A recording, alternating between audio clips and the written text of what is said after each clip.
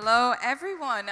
It's a pleasure to be here today. By way of introduction, my name is Bella. I'm an investor at Visionaries Club. I sit in the pre-seed and seed team out of London. I'd like to take a moment today to introduce Jonathan. Many of you are likely familiar with his company Groq, but for the few who aren't, Groq is at the forefront of innovation in language processing units, LPUs, a breakthrough chip architecture that has been absolutely instrumental in enabling today's LLMs and SLMs. What sets Groq apart is its ability to deliver significantly faster inference speeds than traditional GPUs, whilst also being more energy efficient, and we'll talk about the energy efficient point here today. Jonathan actually founded Groq back in 2016, but actually long before the current AI boom. His journey into chips began when he was at Google, where he played a key role in developing the tensor processing unit, the TPU, which is now actually the backbone of AI in Google's products like Search, Translate, and Photos. Since launching Groq, he's raised over $1 billion in funding from the likes of social capital, and he's now brought the company's valuation to over $2.5 billion. Groq's hardware, most impressively, now stands as a true rival to NVIDIA's GPUs, both in performance and in functionality. We know how difficult it can be to build an enduring business on the application layer. I think we can all seriously agree how hard it must have been to build something, a ground-leading AI chip business that has now actually started to contend with, the big behemoths in the AI space today. And so, Jonathan, a remarkable journey. We've got 20 minutes today. I'd love to try and cover 3 things with you, if we can, in the 20 minutes that we have. Your origin story. I'd love to talk a little bit about Groq, and then talk a bit about sort of the learnings that you had. Again, we have a lot of founders in the room, and so if any of those learnings that you've had from scaling your business so successfully, please share them, because I'm sure it can be an inspiration to some of the entrepreneurs that we have here today. So with that, if we can begin, and let's give them a round of applause. So backstage, we were having a very interesting discussion about the earliest chapters of your childhood and this idea of risk and wealth. And so maybe could you take a few minutes just to talk to the audience about that part of your life? Well, testing, 1, 2, 3, can you hear? Okay. Good afternoon.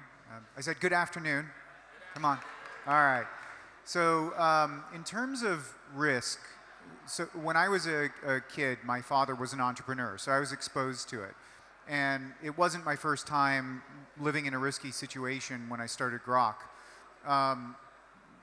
The thing that we were talking about, and I haven't told this story before, my father would sell billion-dollar life insurance policies to white shoe law firms, and he would have these ups and downs where he would have an enormous amount of money and then he would lose it all.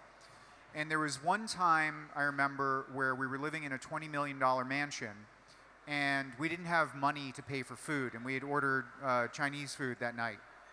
And my father had convinced them to give us the food without paying before, and we would pay them back later when we had money.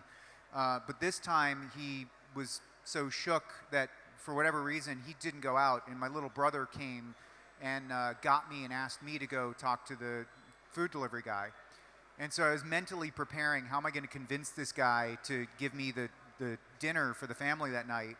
And I'm ready. I've got a whole thing I'm going to say to him. I walk up, and I'm like, I don't have the cash right now. He's like, oh, here you go. It's fine. And he just handed it to me and walked off. Because we were living in a $20 million mansion. He wasn't worried that we were going to be able to pay him. But we actually almost couldn't. And so when you live like that, you get very used to the idea. I had a friend who was homeless once. And he said it was the best thing that ever happened to him because he had almost been homeless multiple times, and he was dreading what it could be. And when he actually finally was homeless for a couple of weeks, he realized that was it. He'd lived through it. He was fine. It was okay. It wasn't the end of the world, and he could survive it. So he was much more risk on from that point forward in his life. And so you need that experience. Did your dad encourage you to go down the entrepreneurial route? Was that something you'd always wanted to do? Obviously, he was an entrepreneur himself. And I'm going to just switch our mics because I think mine's a little bit louder than yours. Testing, 1, 2, 3. Yeah, that seems louder. All right, so he did encourage me to be an entrepreneur. And actually, when I wanted to go into computer science, he said I shouldn't do it because there's no money in it. He was a little wrong on that one. But I didn't do it for the money. I did it because it was what I wanted to do. And being an entrepreneur, you're doing things that are so difficult that if you're doing it for another reason other than you want to do that thing, you will quit. So I think it's absolutely crucial that you pick the thing that you feel you need to solve, not just the thing that everyone else thinks needs to be solved. Now, on that point, I was, as you know, doing a lot of research on your story. You'd obviously spent quite a big chunk of time at Google, and you developed their first TPU. So I assume that Groq was a kind of natural company that you would want to start when you left Google. You actually infamously said that you had no intention of building an AI chip company. So tell me a little bit about what you were considering back then when you were thinking about the company you wanted to found. So at Google, I built the TPU, which is their AI chip. So I started that as a side project. And then after that, I moved over to Google X, which is the group that comes up with all the crazy ideas. And I had actually trained what was the highest accuracy image recognition model. And so I had done the actual machine learning side of it, not just the chip side. And it was much easier, it was much more fun, you get to iterate. Building hardware is a nightmare. You build this thing for over a year, it comes back and you don't know if it's gonna work, and if it doesn't work, you're gonna be respinning it, it's gonna take 6 months. It's terrible. But I started to realize that there was much less defensibility in the software. Google was giving away TensorFlow for free, the models were being given away, and I realized that if I built a chip, and if it was unique, people weren't going to be able to copy it for a couple of years. And so I would have this ability to iterate and stay ahead. Whereas with software, people can copy what you do almost overnight. There were some really interesting design considerations that you made when you were starting Groq out. Obviously, a lot of the inputs that go into creating a chip have been locked up, so to speak, by some of the large chip providers. And so just the intentionality around the design principles that you had, I found actually very interesting. So could you talk a little bit about how you thought about building the LPU? So what Bella means by some of the inputs were locked up is some of the supply chain is locked up. If you build a typical AI accelerator, you need to buy components called HBM or high bandwidth memory. And if you don't know the word monopsony, it's the opposite of a monopoly. It's when you are the single buyer.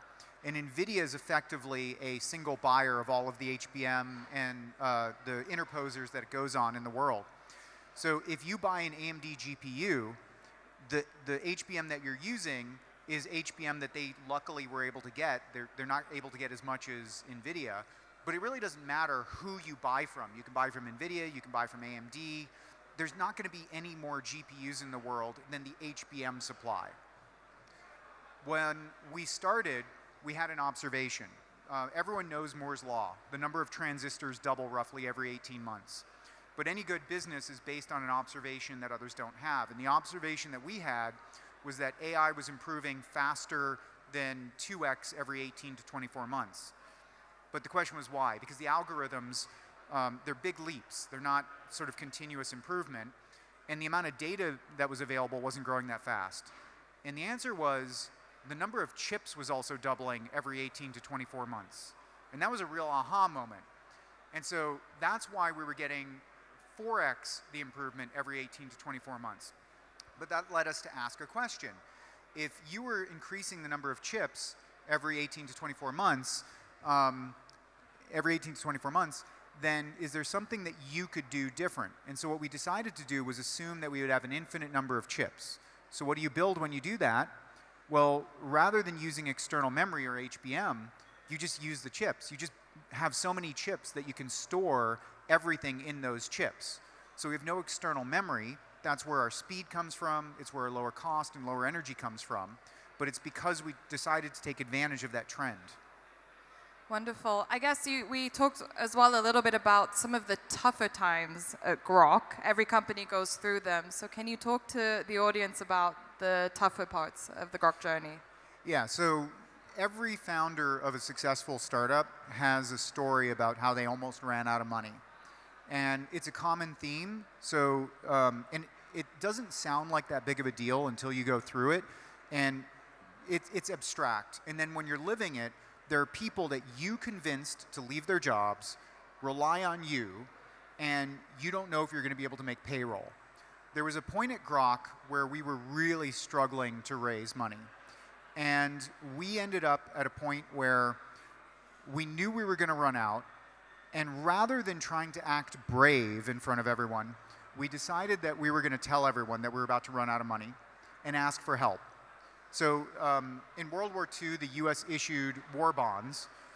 We issued what we called Groq bonds. We literally took the posters from World War II and we put Groq bond on top. We had an all hands and we said, we need you to trade your salary for equity. And we expected maybe 20% of people would do it. 80% of people did, and 50% went to the statutory legal minimum.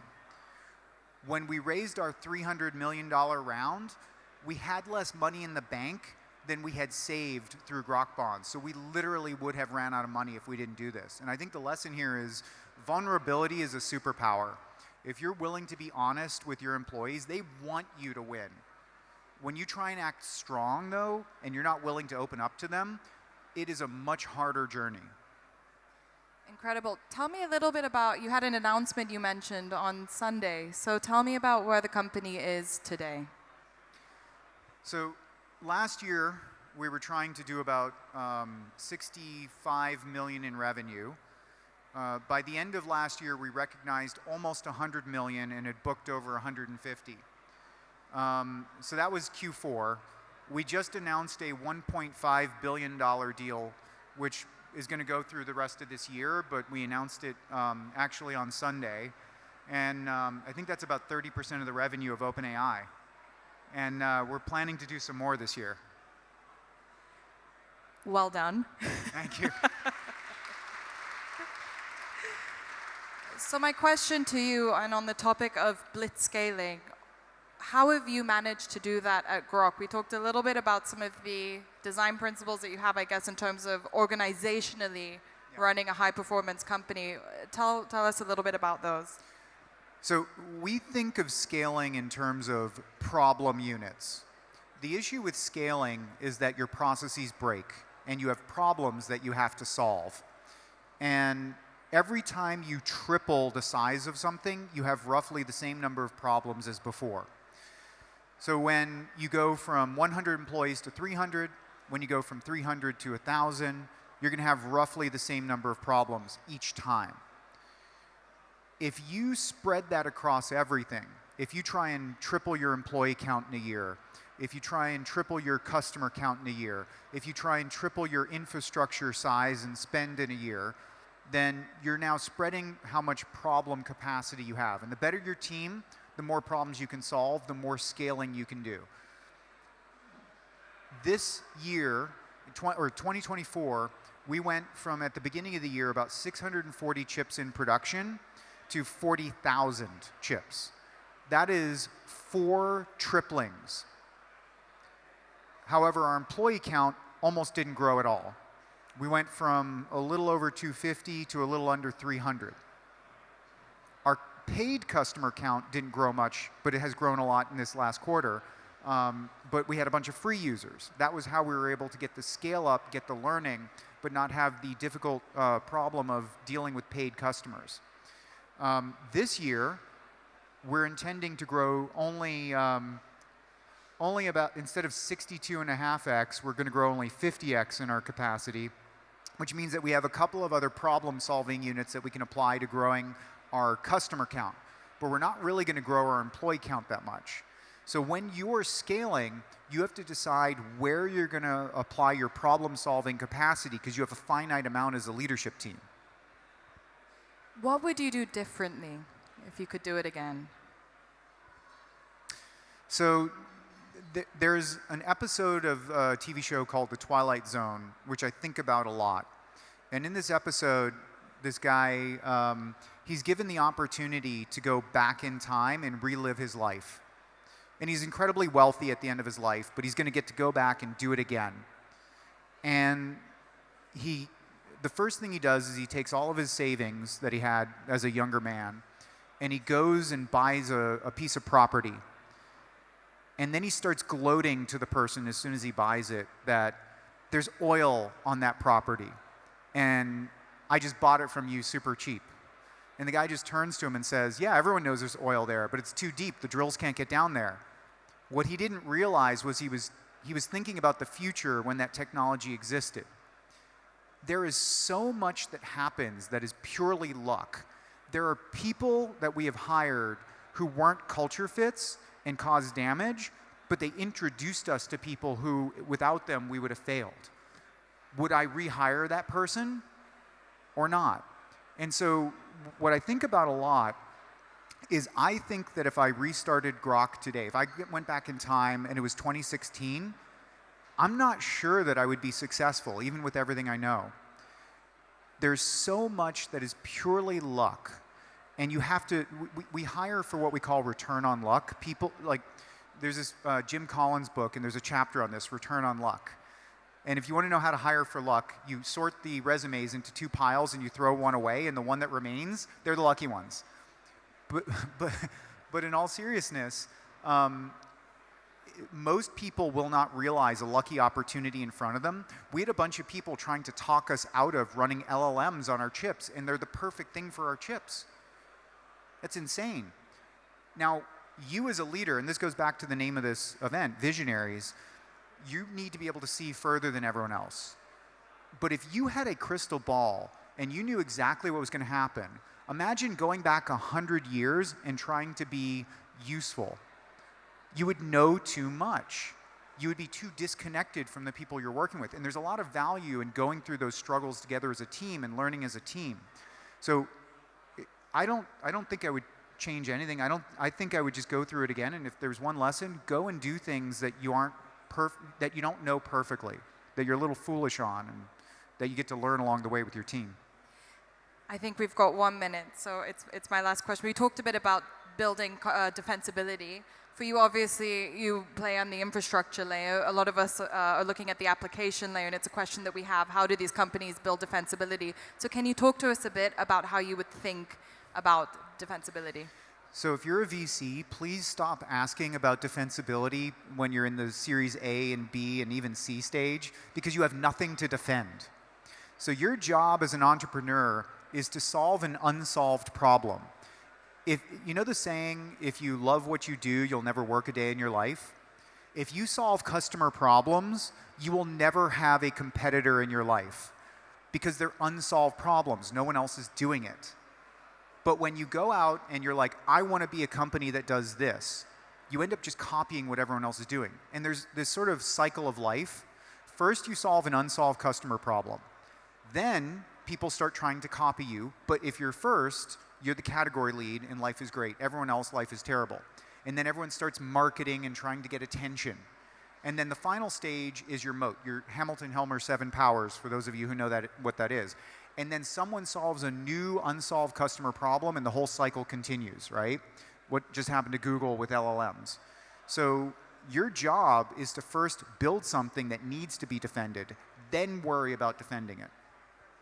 Jonathan, what a pleasure. Thank you so much for being here today. Thank you.